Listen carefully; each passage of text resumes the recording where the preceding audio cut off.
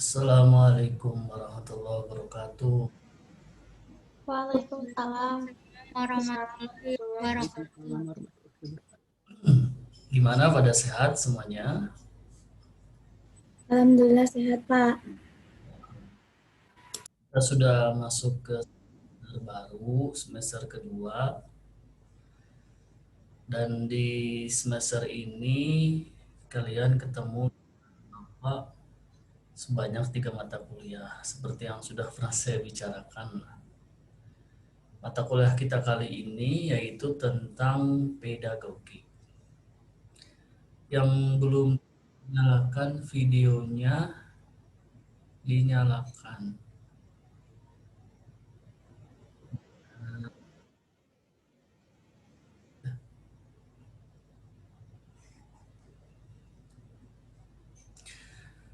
Oke, berbicara tentang pedagogik, ini sebetulnya materi yang harus dikuasai bagi calon guru. Karena kalian nanti ketika lulus akan menjadi seorang guru. Nah, melihat pentingnya itu pedagogi di dunia persekolahan, makanya masuklah mata kuliah pedagogik itu dalam kurikulum KKNI. Jadi, mata kuliah ini sebetulnya berbicara tentang bagaimana cara kita memahami anak didik kita. Jadi dalam artian belajar seperti apa, gaya belajar seperti apa, yang sifatnya itu cocok dengan anak didik kita nanti. Jadi jangan sampai ketika kita nanti masuk ke kelas itu tanpa tidak tahu cara bagaimana mengetahui karakteristik dari anak didik itu sendiri. Makanya di samping ada pedagogi, di situ juga di semester ini kalian belajar tentang psikologi. Makanya di situ disinkronkan. Artinya apa? Ketika kalian nanti menjadi seorang guru tuh tidak semena-mena, saya ambil contoh saja. Tidak semena-mena memberikan hukuman kepada anak didik. Jadi jangan sampai ketika kita memberikan hukuman kepada anak didik itu bukan memberikan efek perbaikan, tapi malah memberikan efek perlawanan, misalkan kayak gitu. Jadi guru zaman sekarang itu tantangannya tidak mudah. Karakteristik anak didik zaman sekarang sudah luar biasa. Bahasa-bahasa yang digunakan, yang namanya kata imbuhan enjing di belakang itu, sudah menjadi biasa gitu. Artinya, wah ini harus ada yang diperbaiki dari segi pembelajaran yang berlangsung. Gitu ya. Nah, untuk semester ini totalnya itu pertemuannya 6 pertemuan sebelum UTS, 6 pertemuan sebelum UAS. Jadi totalnya itu ada 12 pertemuan. Ingatkan kembali, jangan sampai kalian lupa mengisi presensi yang sudah ada di sistem, biar nanti terupdate di sistem dianggap kalian hadir. Jangan sampai lupa untuk mengisi kehadiran. Kemudian buku apa sih yang saya pegang atau yang saya gunakan? Sebentar.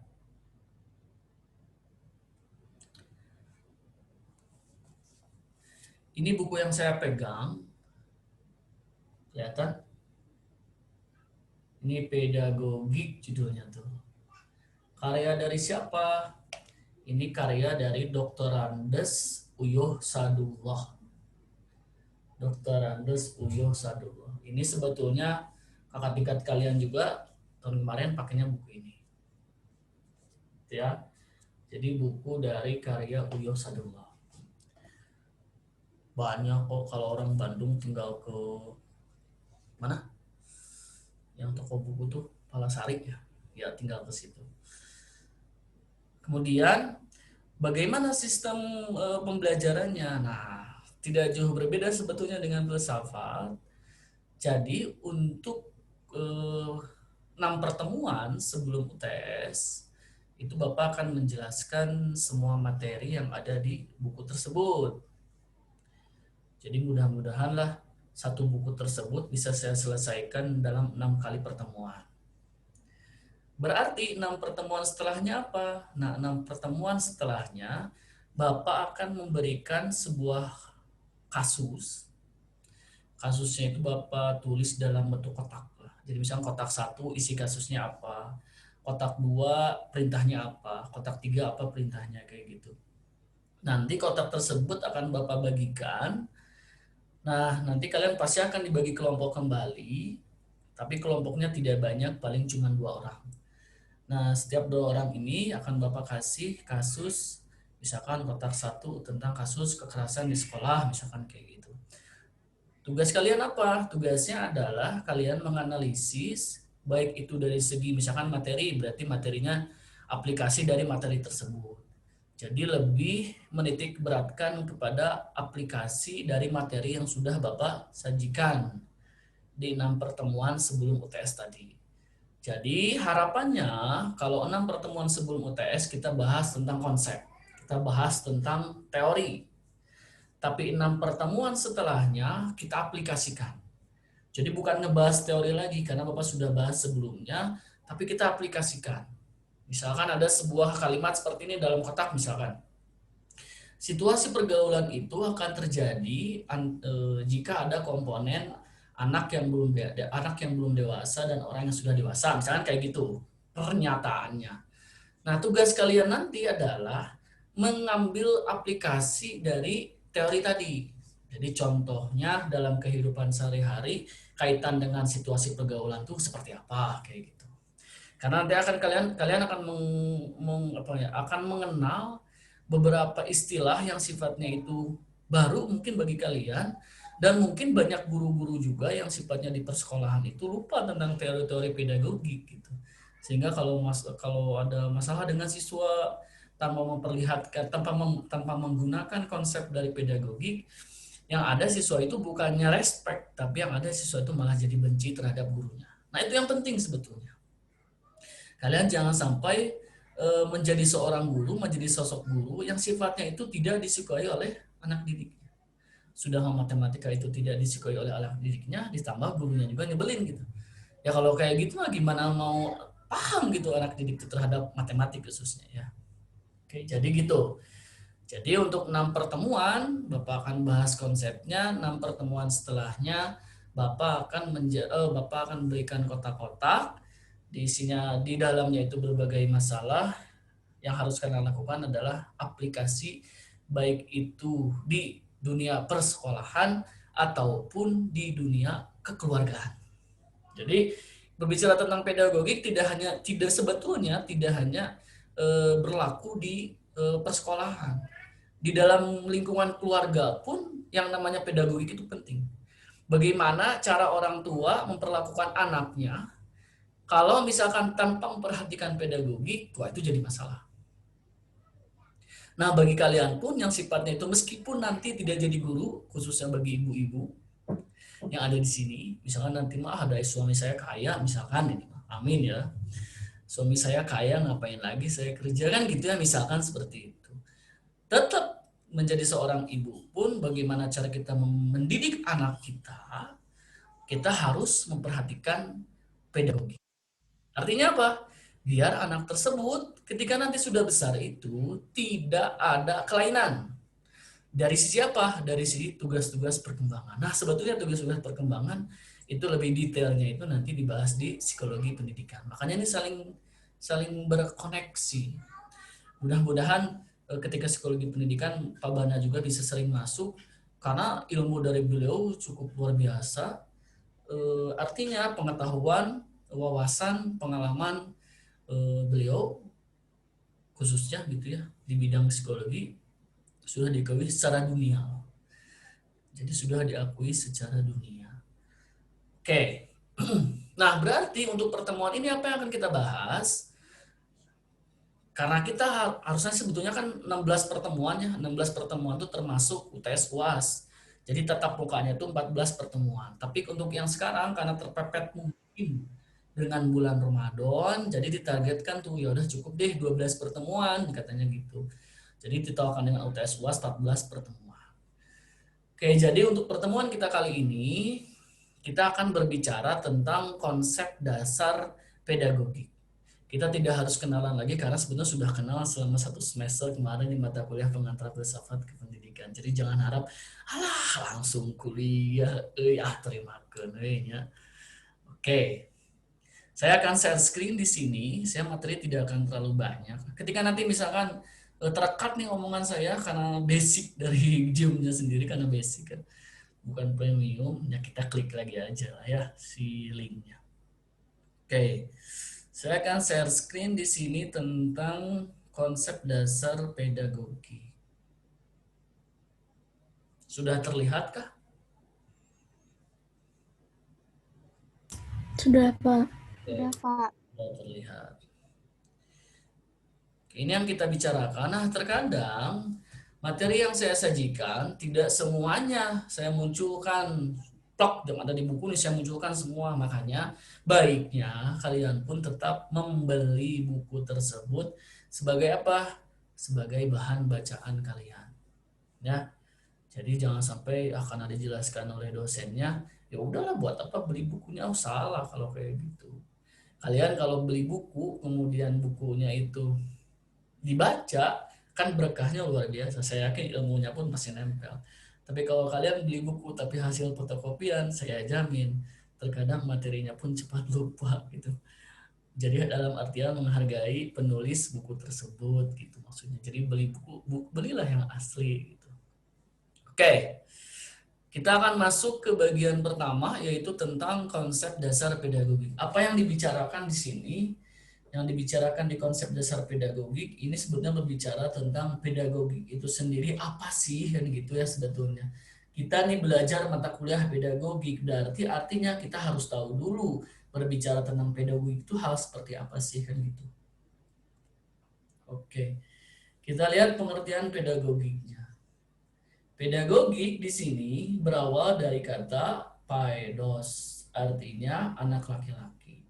Dan agogos yang artinya mengantar atau membimbing. Itu ya di bahasa Yunani.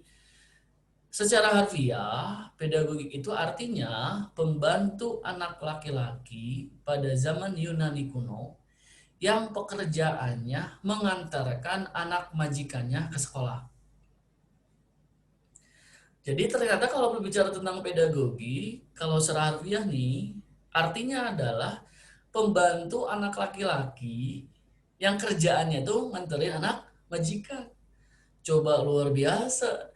Dari seorang pembantu mengantarkan anak majikannya, tiba-tiba jadilah sebuah konsep pembelajaran. Itu kan hal sepele sebetulnya ya. Hal sepele ketika kita melihat, nah itu orang-orang Yunani. Jadi kalau saya bilang orang-orang Yunani ini orang-orang cerdas gitu. Melihat hal sepele saja ketika melihat fenomena alam, makanya ini berbicara tentang filsafat ini. Berarti dia berpikir, seorang pembantu mengantarkan anak majikannya. Yang namanya mengantarkan anak majikannya harus nyampe nggak ke sekolahnya? Harus nyampe. Berarti harus sampai pada tujuan. Tujuan akhirnya adalah sekolah. Nah, kalau tujuan dari pedagogik itu sendiri secara pembelajaran nih, secara konten, itu berbeda lagi, lebih luas lagi gitu loh. Jadi hanya berdasarkan itu saja seorang pembantu mengantarkan anak laki-laki, mengantarkan anak majikannya ke sekolah menjadi sebuah konsep. Konsep yang sifatnya itu fundamental dalam proses pembelajaran di sekolah. Di samping itu juga di lingkungan keluarga. Nah, kalau secara keilmuannya, kita ambil teori dari Hupfeld di sini, pedagogik itu adalah ilmu yang mempelajari masalah membimbing anak ke arah tujuan tertentu. Tujuannya apa di sini? Yaitu supaya ia kelak mampu secara mandiri menyelesaikan tugas hidupnya. Saya garis bawahi di situ ada kata tugas hidupnya. Kan gitu. Berbicara tentang tugas hidupnya itu banyak. Kalau secara psikologi ada yang namanya tugas perkembangan. Kan gitu. Kalau berdasarkan lingkungan keluarga, tugas hidupnya adalah menjadi manusia seutuhnya. Ada yang bilang seperti itu. Berarti selama ini kita belum utuh nih, kan gitu. Berarti kalian ini belum utuh nih gitu. Padahal udah jelas kakinya ada, tangannya ada kan gitu. Atau kalau kata orang Sunda mah, can jadi jelema, berarti selama ini kalian tuh sekarang belum jadi manusia gitu. Nggak tahu tuh kalian termasuk hewan apa berarti kan gitu ya, itu jadi pertanyaan. Jadi berbicara tentang pedagogi menurut Hufeld itu ini berbicara tentang ilmu yang mempelajari masalah membimbing anak. Tugas kita berarti kalau sebagai seorang ibu atau seorang ayah membimbing anaknya. Tugas kita sebagai seorang guru berarti membimbing siswanya ke arah tujuan tertentu. Berarti kalau misalkan berbicara tentang pendidikan berarti mengarah kepada tujuan pendidikan. Berarti kita harus tahu tujuan pendidikan itu seperti apa. Kan gitu sebetulnya. Di samping itu dipersempit lagi tujuan dari sekolah. Pasti kepala sekolah juga punya visi dan misi. Dipersempit lagi tujuan dari guru itu sendiri. Nah sebetulnya karena kita aktif di lapangan langsung, berarti kita pun ketika nanti masuk ke kelas harus punya yang namanya tujuan. Ketika kita menjadi seorang guru masuk ke kelas tanpa tujuan, yang ngajar lagi sangeunahna gitu. Yang ngajarnya gue seenaknya. Cukup masuk ke kelas, buka halaman sekian, kerjakan tugasnya, selesai. Itu tanpa tujuan tuh. Jadi kalau kalian ada guru seperti itu, berarti tidak menggunakan pedagogik. Eta mah sangeunana we. Jadi sebetulnya sebetulnya tugas kita yang pertama ketika kita masuk ke kelas, bahkan sebelum kita masuk ke kelas, kita harus mempunyai tujuan. Ya, kesimpulannya di situ dikatakan pedagogik adalah ilmu mendidik anak. Jadi kita fokuskan di sini kalau berbicara tentang pedagogik ini berbicara tentang bagaimana cara kita membimbing anak kita. Anak kita di sini berarti bisa dalam lingkungan keluarga, bisa dalam lingkungan pendidikan atau persekolahan. Oke, kita lanjutkan. Nah, ada dua istilah penting di sini berbicara tentang pedagogi. Ada pedagogi, ada pedagogik. Pedagogi itu diartikan dengan ilmu mendidik. Kalau pedagogik tadi ya, lebih menitik beratkan kepada pemikiran, perenungan tentang pendidikan. Berarti suatu pemikiran bagaimana membimbing anak. Jadi ini berbicara tentang teori. Nah, 6 pertemuan kita sebelum UTS ini berbicara tentang pedagogi. Kita berbicara tentang teori. Istilah yang kedua ada pedagogi tanpa K. Berarti pendidikan yang lebih menekankan kepada praktik menyangkut kegiatan mendidik, kegiatan membimbing anak. Jadi kalau pedagogi itu aplikasi dari teori yang sudah ada. Makanya sama Bapak dibagi menjadi 2 paruhan. Paruhan pertama itu pedagogik, paruhan kedua itu adalah pedagogi. Artinya kalian harus mencari aplikasi dari setiap konsep yang sudah dijelaskan, kira-kira di lapangan itu seperti apa. Kalau misalkan kalian sudah pernah mengalami, oh iya, saya pernah ketika di sekolah itu, guru itu ketika memarahi saya, tidak langsung, misalkan ini mah, tidak langsung dengan fisik, misalkan kayak gitu. Jadi dengan ucapan dulu, ketika ucapan tidak mempan, kemudian ditingkatkan lagi, misalkan bagaimana cara memperbaiki kepribadian siswa itu. Sampai ujung-ujungnya misalkan ini mah di drop out, misalkan kayak gitu dikeluarkan. Semuanya ada prosesnya. Nah, ketika seorang guru mengikuti proses-proses tersebut, sebetulnya itu berbicara guru tersebut sudah memahami bagaimana cara menggunakan pedagogi.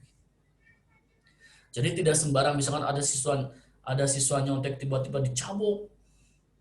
Siang mana nyontek cabok misalkan kayak gitu. Nah, itu nggak boleh gitu loh. Secara pedagogik itu nggak boleh. Bahkan ada yang mengatakan seperti ini berdasarkan para ahli. Seorang guru yang menunjuk siswa yang tidak siap untuk maju ke depan itu pun salah. Jadi tidak boleh seorang guru nunjuk anak didiknya atau nunjuk siswanya yang tidak siap untuk maju ke depan.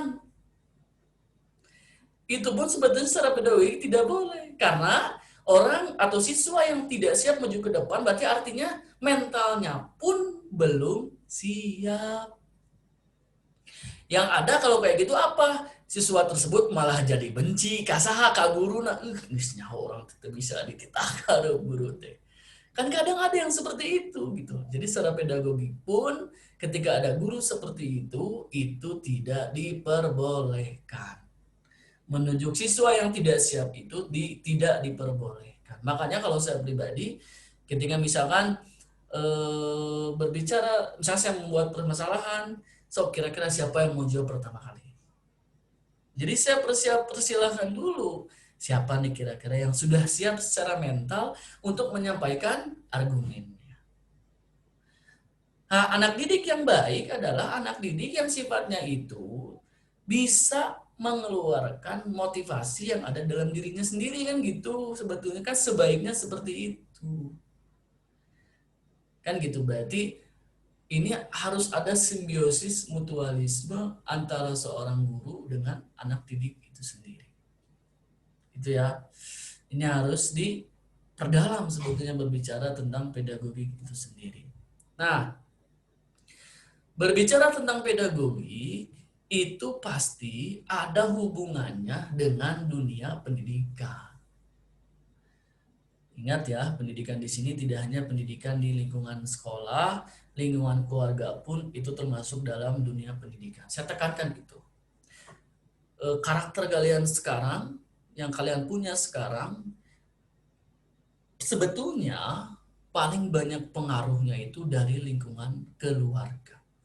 Karena yang sering diperhatikan dalam kesehariannya dari pertama kali lahir sampai sekarang lebih banyak melihat karakter dari orang tuanya. Jadi pasti karakter orang tua itu mengakar, menurun, turun-temurun. Jadi kan ada istilah turun-temurun, padahal sebetulnya karena kita sering melihat karakteristik orang tua kita, secara tidak langsung sebetulnya itu akan menumbuhkan karakteristik tersendiri bagi kita. Makanya yang paling besar itu pengaruhnya terhadap perkembangan kita sendiri adalah lingkungan keluarga. Makanya kita harus memperhatikan ketika di lingkungan persekolahan kita melihat ada seorang anak didik misalkan basicnya itu dari keluarga broken home. Itu patut diperhatikan. Karena sebetulnya keluarga anak yang berasal dari keluarga broken home pasti ada tugas-tugas perkembangan yang dilewati. Pasti ada tugas-tugas perkembangan yang terlewati karena lingkungan keluarganya. Jadi kita pun tidak bisa semena-mena melihat anak didik kita tanpa kita sadari dulu basic dari anak didik kita. Makanya tugas kita sebagai seorang guru tuh ketika kita masuk ke kelas itu, tugas kita harus menganalisis. Dan itu kan tidak, dalam artian butuh waktu lama untuk menganalisis itu. Tugas guru itu. Sehingga apa nantinya? Kalian tidak akan sembarangan ketika mau menasehati anak didiknya karena disesuaikan dulu dengan basic latar belakang keluarganya. Itu yang harus diperhatikan. Kalau kita bicara sebagai seorang guru. Saya pernah punya anak didik SMP. Kemudian saya akui dari segi nilai matematikanya atau kemampuan matematikanya rendah. Saya akui itu. Kemudian tiba-tiba malam-malam itu nge-WA. Bapak, saya mau kabur aja. Coba sok. Anak didik perempuan tiba-tiba nge-WA ke saya itu SMP sih, untung atau SMP bukan mahasiswa sih. Tiba-tiba nge-WA, Bapak saya mau kabur aja lah. Kenapa kata saya tuh gitu? Saya mau kabur dari rumah saja Pak. Kenapa? Karena ketika saya nyampe ke rumah itu, dia kaget. Si orang tuanya, khususnya si ayahnya, karena kalau udah cerai keluarga. Si ayahnya itu sudah mau menikah lagi. Jadi nyampe rumah tuh sudah ada tenda biru tuh. Jadi ketika melihat kondisi tersebut, tugas kita sebagai seorang guru, nah di situ fungsinya. Fungsinya kita memahami karakteristik anak didik kita, artinya apa? Kita akan memberikan perlakuan pun disesuaikan dengan basicnya. Sehingga ketika di kelas kita tidak bisa menyamakan artinya perlakuan kita, si anak tersebut dengan anak-anak yang lainnya. Kan gitu sebetulnya. Makanya tidak jarang ada seorang siswa yang menyukai gurunya karena lihat dari latar belakang si anak tersebut. Kalian pasti nanti akan merasakan misalkan ada seorang siswa sering nge-WA, jadi sifatnya tuh berani gitu ke gurunya tuh. Karena merasa apa? Karena merasa diperhatikan. Karena orang-orang berkonhom itu pasti kebanyakannya mayoritas itu kurang perhatian. Kan gitu sebetulnya. Nah, perlakuan kita sebagai seorang guru kan harus benar-benar sesuai dengan konsep pedagogik itu sendiri. Makanya banyak baca itu penting. Biar nanti apa? Biar perlakuan kalian terhadap anak didik kalian itu tidak salah gitu loh. Kalau salah, wah itu fatal. Sekarang gini deh, kalau seorang dokter mengoperasi, kemudian melakukan kesalahan, misalkan guntingnya tinggalin di perut pasiennya, misalkan kayak gitu. Ini misalkan ya, seorang dokter melakukan kesalahan ketika operasi, ketinggalan si guntingnya tuh. Ketika melakukan kesalahan, si dokter tersebut pasti bisa balik lagi, dibelek lagi, diambil lagi, kan gitu sebetulnya. Meskipun itu agak berat ya sebetulnya, kan gitu. Tapi kemungkinan kan bisa, tinggal dibius lagi si pasiennya, dibuka lagi hasil operasiannya, diambil si alatnya yang ketinggalan. Tapi kalau kalian kesalahan dalam mendidik itu tidak bisa diperbaiki gitu loh. Dan itu bisa tertanam pada anak didiknya mungkin sampai beberapa tahun, sampai mungkin seumur hidup, bisa jadi. Kesalahan-kesalahan dalam hal mendidik itu susah untuk diperbaiki. Itu sebetulnya. Kayak saya ambil contoh misalkan, negatif 2 dikurangi 3 hasilnya berapa? Coba jawab. Negatif 2 kurangi 3 berapa hasilnya? Negatif 5. Negatif 5. Bukan min 5. Negatif 5. Bukan min 5. Negatif 5, Pak. Bukan min 5, benar. Emang beda, Pak? Tuh, emang beda tuh kan sih pertanyaan seperti itu. Pak, dan negatif sama min sama tuh. Nah, itu kan sebetulnya miskonsepsi yang sifatnya itu tertanam dari kalian dulu nih sampai sekarang. Kalau saya tanya siswa, negatif sama min sama enggak? Ya sama tuh Pak. Orang tanda naga sama straight kan kayak gitu. Padahal secara maknawi itu berbeda kan gitu. Sekarang kalau sama, kalau 3 dikurangi 5, sama nggak dengan 3 negatif 5? Berbeda. 3 negatif 5 itu tidak ada maknanya. Tapi kalau 3 kurangi 5 itu ada maknanya. Atau 3 min 5 itu ada maknanya. Jadi kalau berbicara tentang minus itu operasional. Tapi kalau negatif itu adalah simbolik. Simbol untuk kurang dari 0. Jadi ketika saya tanya misalkan negatif 2 dikurangi 3 hasilnya berapa Pak? Negatif 5.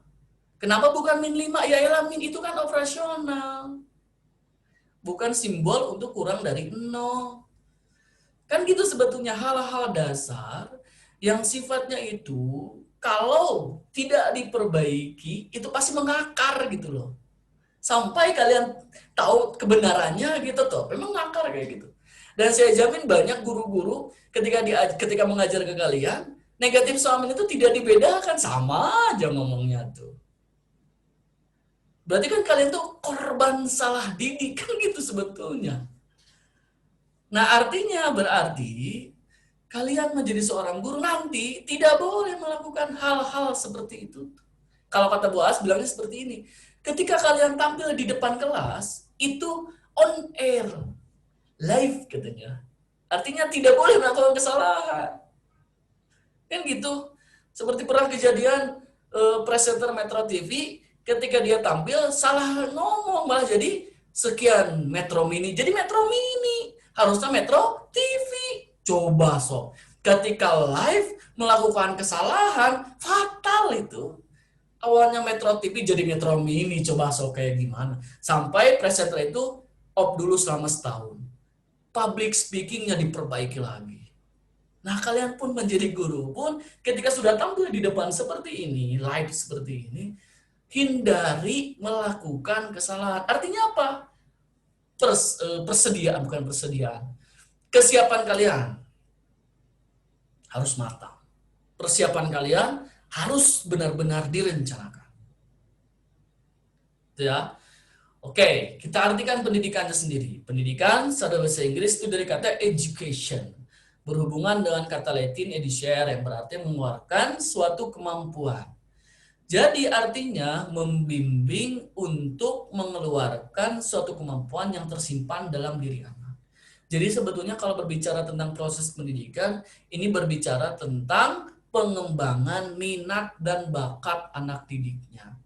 Mungkin itu salah satu alasan kenapa di Indonesia banyak sekali dalam satuan pendidikan mata pelajaran yang dipelajari. Mungkin untuk memberikan pilihan kepada anak didiknya, sok kira-kira minatnya di mana? Oh, minatnya di IPS. Oh, minatnya di IPA. Di IPS ada cabang-cabangnya, di IPA ada cabang-cabangnya. Mungkin itu juga salah satu alasan kenapa di satuan pendidikan di Indonesia begitu banyaknya mata pelajaran yang harus dipelajari. Nah, kalau kalian kan sudah tahu minatnya apa. Minatnya adalah matematik. Meskipun bakatnya misalkan tidak mengikuti, tapi it's okay kan gitu. Yang penting kalau bicara tentang matematik, minat dulu. Kalian pun kenapa suka matematik? Pasti basicnya karena ketika SMA saya suka matematik. Kan gitu sebetulnya. Kenapa suka matematik? Karena gurunya bagus ketika menjelaskan, kan gitu sebetulnya. Jadi guru itu berpengaruh untuk memunculkan minat dan bakat anak didiknya. Kalau dari kata bahasa Belanda, di situ jadi dari kata opvoeden. Berawal dari kata op yang artinya ke atas dan pudan yang artinya memberi makan. Jadi secara kiasan artinya memberi makanan rohani untuk meningkatkan kecakapan dan derajat seorang anak. Jadi kalau karena kita kan sebetulnya dijajah oleh Belanda selama berapa? 350 tahun ya. Oh, itu lama juga. Artinya sudah mengakar gitu loh. Makanya metode ceramah itu sudah mengakar gitu loh. Orang di sini kata memberi makan. Jadi yang namanya di Indonesia pembelajaran yang cocok apa? Ya ceramah gitu. Karena dari dulu sudah mengakar. Jadi disuapi aja sama guru itu, disuapi aja. Makanya kaget ketika ada model baru yang dituntut siswa itu harus aktif. Guru tuh bingung, aduh harus kayak gimana sih itu gitu. Orang saya dulu itu diceramahi terus gitu sama gurunya. Kan gitu sebetulnya. Kayak Bapak sekarang, ini kan ceramah ini. Kan gitu sebetulnya. Tapi dibagi-bagi, nanti paruhan kedua kalian yang ceramah. Kan gitu sebetulnya. Oke. Lanjut. Definisi pendidikan dalam arti khusus. Kita artikan. Kalau tadi kan secara luas ya. Menurut Hupfeld, di situ pendidik adalah membantu anak supaya anak itu kelak cakap menyelesaikan tugas hidupnya atas tanggung jawab sendiri. Jadi selalu kita garis bawahi tugas hidupnya, ini jadi pertanyaan besar sebetulnya. Aduh, tugas hidup tadi tugas hidup itu apa sih kan gitu ya. Nah, ini jadi pertanyaan sebetulnya. Kalau menurut Brojonegoro, mendidik itu berarti memberi tuntutan kepada manusia yang belum dewasa dalam pertumbuhan dan perkembangan. Ingat, pertumbuhan itu kan sebetulnya sesuatu yang bisa kita lihat. Kalau tumbuh kan ya tinggi badan, tumbuh kumis, tumbuh jenggot, kan gitu sebetulnya. Tapi kalau perkembangan itu sesuatu yang tidak bisa kita lihat. Ini kaitan dengan psikologi. Kan gitu sebetulnya. Sampai tercapainya kedewasaan dalam arti rohani dan jasmani. Menurut Langfeld, mendidik adalah bimbingan yang diberikan oleh orang dewasa kepada anak yang belum dewasa untuk mencapai kedewasaannya. Jadi kalau dari tiga ini sebetulnya intinya sama tujuan terakhirnya. Tujuan terakhirnya adalah dewasa. Pertanyaan lagi muncul, hari dewasa tuh yang kayak gimana Pak?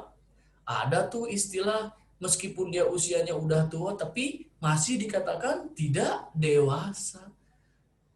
Jadi sebetulnya apakah kedewasaan itu berbanding lurus dengan usia manusia atau tidak tentu seperti itu gitu kan ya sebetulnya. Itu jadi pertanyaan.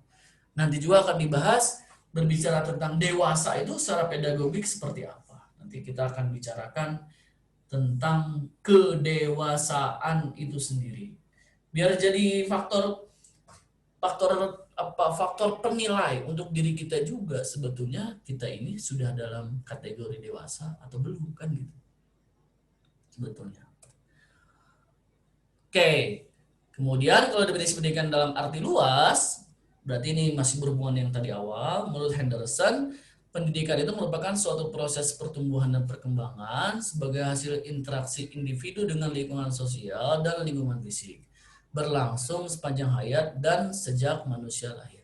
Jadi perbedaannya gini, kalau pendidikan dalam arti khusus, tadi dalam arti sempit ya, tujuan akhirnya tadi jelas, kedewasaan. Artinya berarti ketika sudah dewasa, pendidikan selesai.